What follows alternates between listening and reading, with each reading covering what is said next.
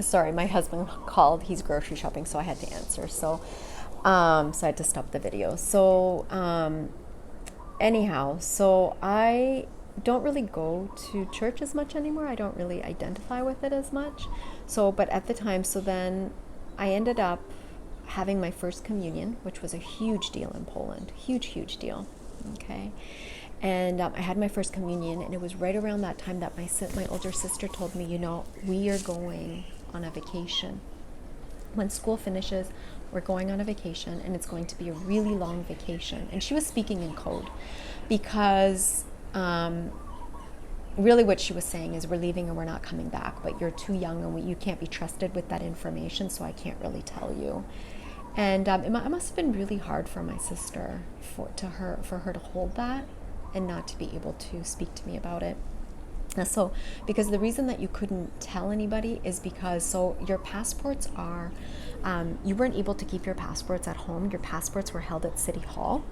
And only if you were traveling were you able to have your passport, and you had to disclose where you were going and get the appropriate visas, and they would decide if they were going to give you your passports or not. So the story that we were telling is that, I suppose, I don't know, I was a child, is that we were only planning to go to the Eastern Bloc countries, like the Czech Republic, and possibly a part of Yugoslavia, and we were issued visas for that. And so we ended up packing up and going on vacation, and we just packed up what we could, and I mean, this is really just clothes, and we left in our car. And you're locking up your apartment, you're walking away from everything because you cannot disclose that you're leaving forever, or the authorities would stop you and arrest you or arrest your parents. So my mom was already divorced from my dad. She was dating somebody at the time, and we left with him. And we were able to get through the border to the other side.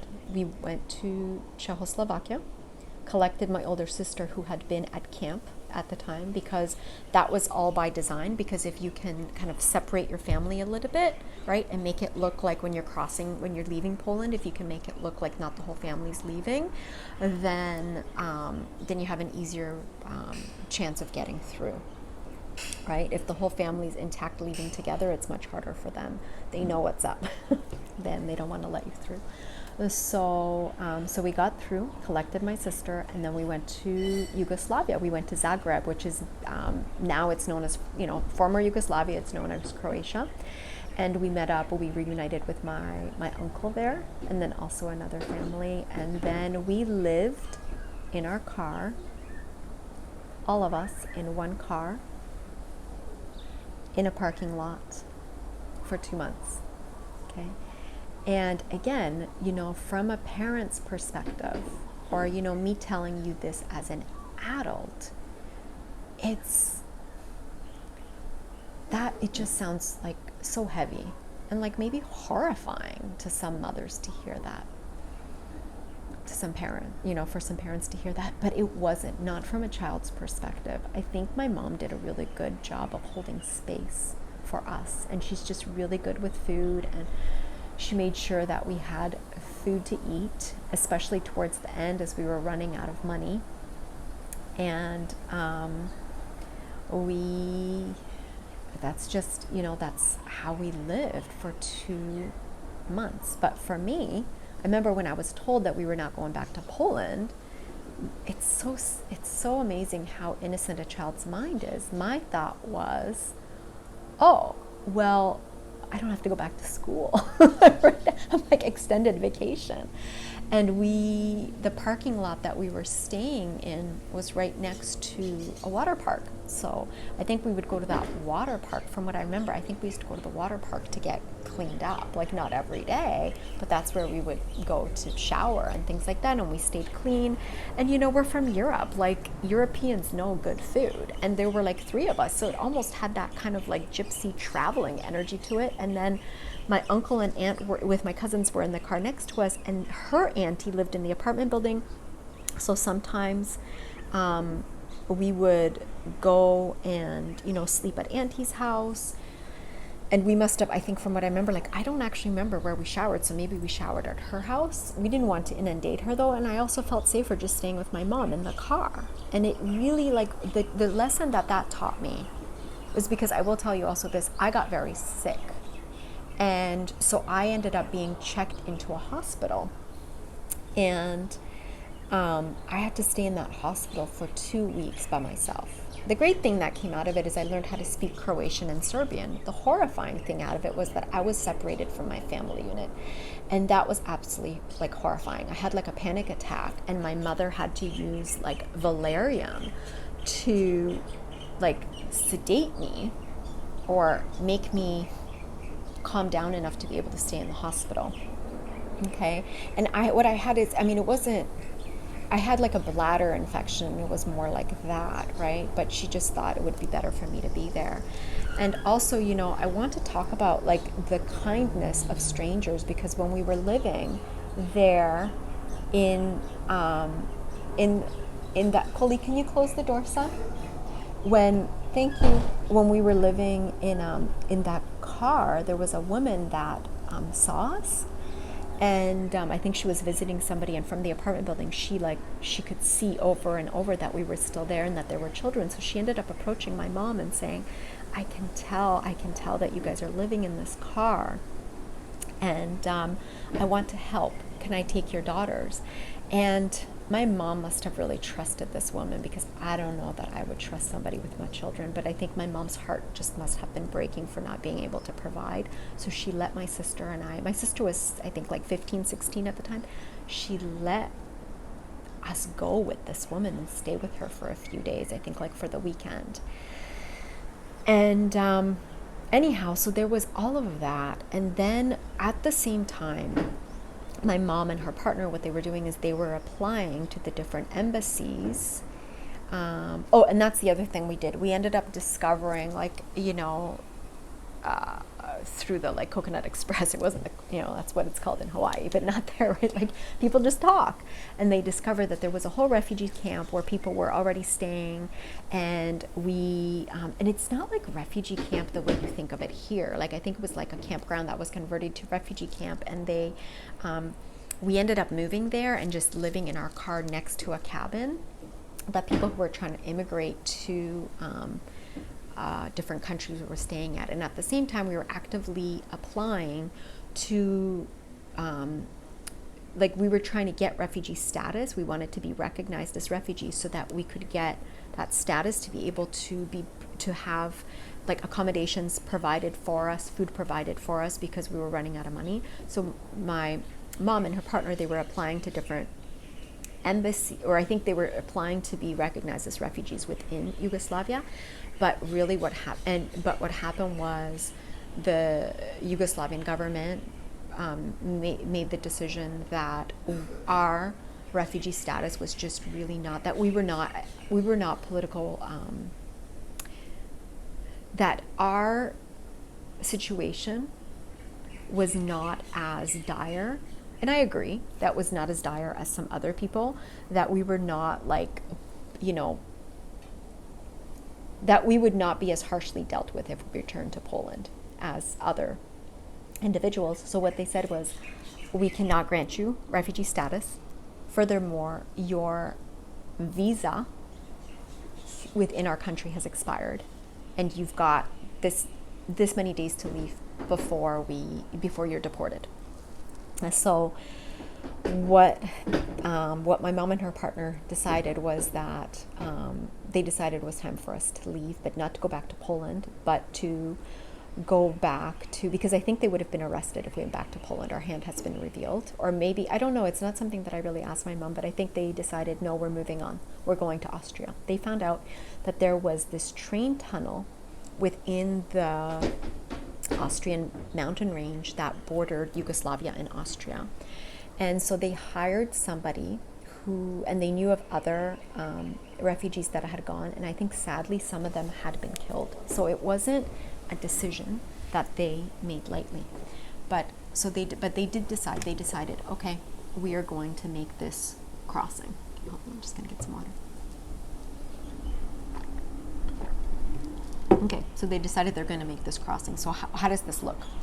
Okay, so they bought us new shoes because all I had was flip-flops and they were loud. So I got these white, awesome, brand new sneakers, and because they were quiet, so that we could travel quietly and not be detected. Okay, because what we were doing is we were going to be crossing the border illegally through this train tunnel. Okay, so what happened was we paid. I think there were 2 families. See, now I don't remember. Maybe not. It was. I think it was just us. No, I don't. Okay, I don't remember. But anyhow, so what happened was, I think we all were stuffed in the car, 2 families. This guy drove us. We paid him money, and he was going to drive our belongings across the border and meet us on the other side. Okay, so he was getting paid to drive us to the border, and also to then cross the border with our things and give them to us, I think, in our car on the other side. That was the plan. Okay, so we get to the border. The first family goes in, and he drops us off, and we go and we sit and we hide because there has to be like spaced timing between the 2 families. Okay, because the border inside the tunnel's being patrolled. So we waited, and we were hungry, and we were sitting in my mom's partner discovered that it was a cabbage patch. So he went and got raw cabbage, and we ate that raw cabbage so we wouldn't be hungry. Okay. And we ended up, so then it was our turn to go in. So we go in, okay, and then all of a sudden, so imagine like a train tunnel, okay, with tracks, and then further down, there is, I think, like a booth where, like guards are guarding the booth. So we went in, and there were dogs barking, and I think they may have known that we were there, but we went in and we start walking, and this tunnel was long. I think it was at least like 8 to 10 kilometers long, and once in a while trains would come through, and they were patrolling. They had flashlights, and they were looking to see, because they knew people were escaping. They were crossing that border, and once in a while there were like these caves inside the tunnel where people could hide. Okay, and so if we knew a train was coming, we could see the lights, we would quickly run into one of these and hide, and hide. But there were times where this must have been so scary for my mom, and it was scary for us too, you know. I feel it as I talk about it. So we were we were walking through this tunnel, and we could see a train was coming, and we did not have enough time to get into a tunnel. And I was little, and I was like a tiny, skinny kid. And my mom was just using her hands to like brace the, this is here.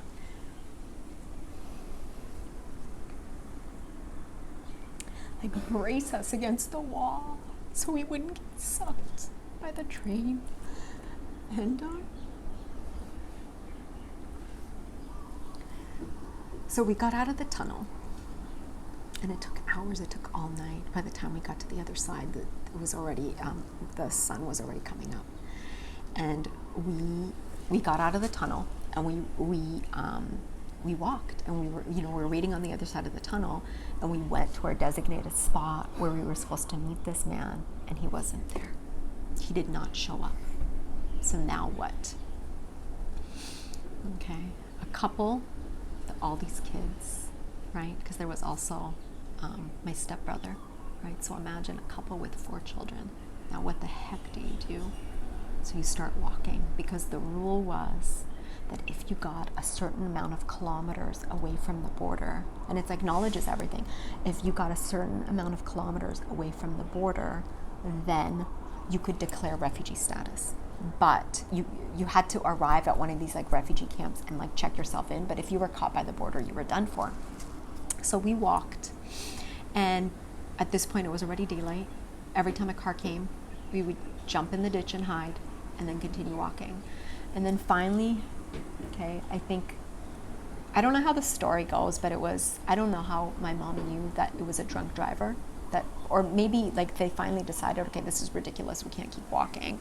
Or maybe they got far enough away from the border, they flagged somebody down and offered to pay him money, and he was a drunk driver, and they decided, okay, you know what, we can trust this guy because he's not going to report us because he's drunk, and he would get arrested himself, right, for driving drunk.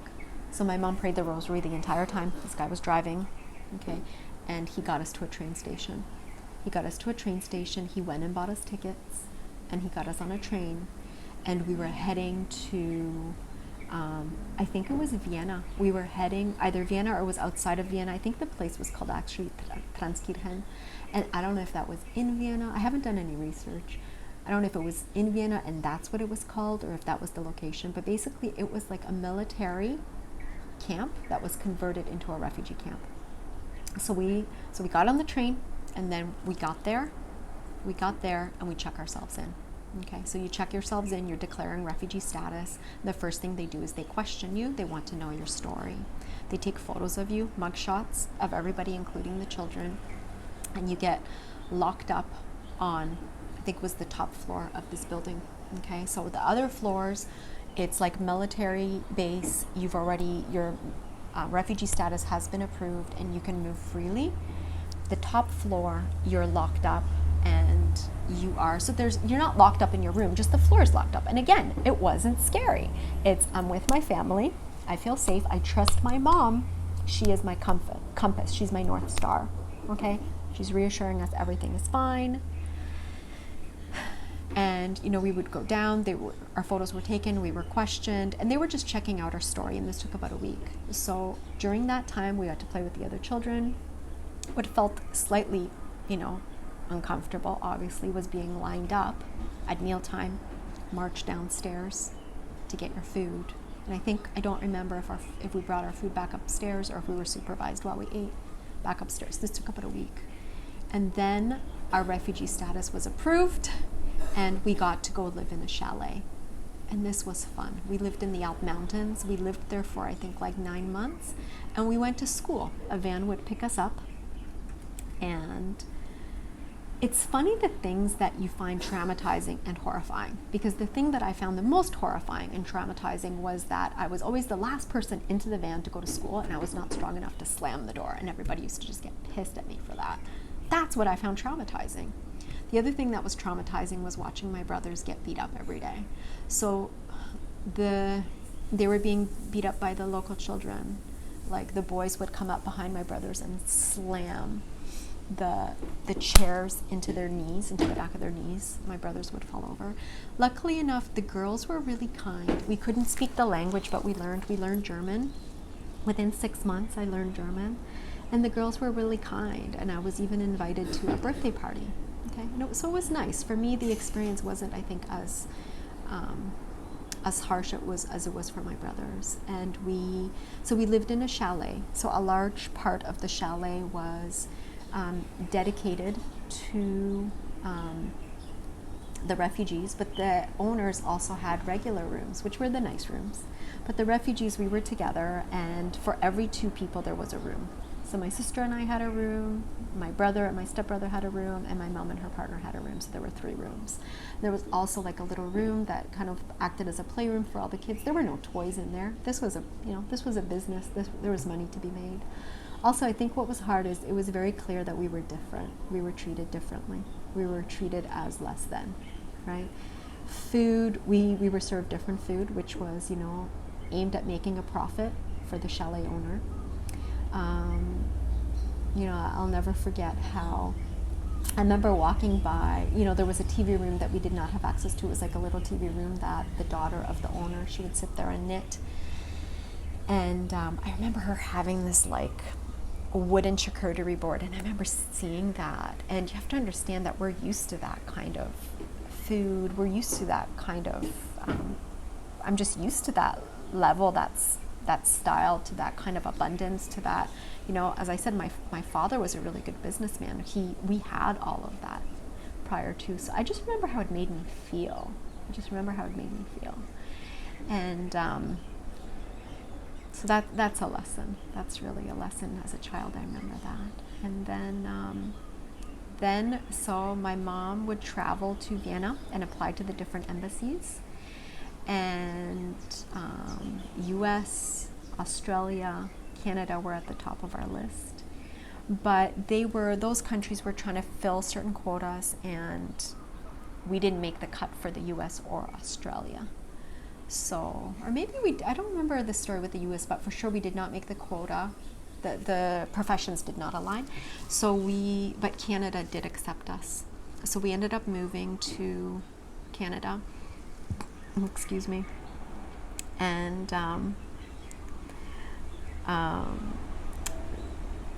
there's this story, like it was our first time on a plane, and I remember my mom's prized possession was her like butcher knife, and it was huge, and she like wrapped it up, and she was bringing this on the plane. She's like, I'm not trusting that in my checked luggage. Well, of course she gets stopped for letting you on the plane with that.